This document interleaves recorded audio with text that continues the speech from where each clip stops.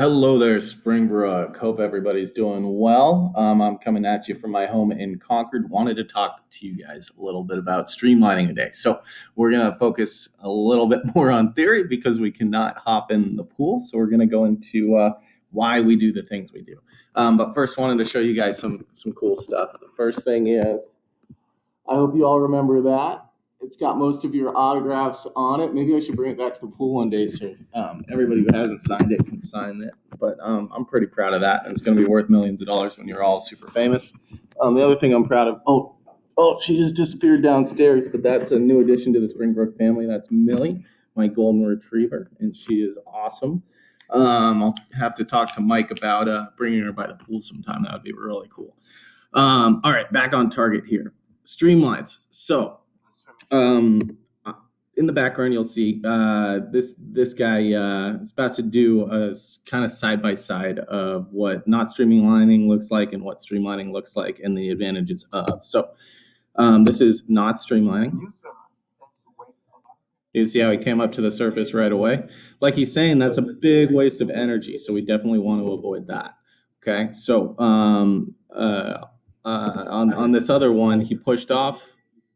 He went much farther, went much faster, and saved a lot of energy. So you 8 and unders who are trying to do no breathers, what do you think is better? To come up right away and start kicking as hard as you can and pulling as hard as you can, or to glide in that streamline, maybe add some dolphin kicks, and then go into your stroke out past the flags? It's going to be so much easier to get that zero hero hat that Ray was wearing the other day if you do your streamline. And the tighter the streamline you do, the better.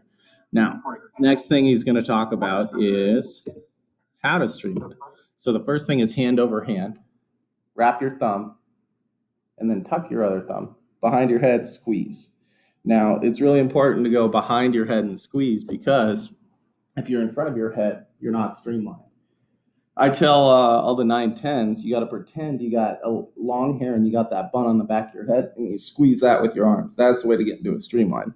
Last thing to consider with your hands is which hand do you want to pull out with first. So if you want your breakout stroke to be with this hand, that hand goes on bottom. If you want your breakout stroke to be with this hand goes on bottom. Because we don't want to spend time having to go around our hand and start our pull. We just want to start our pull.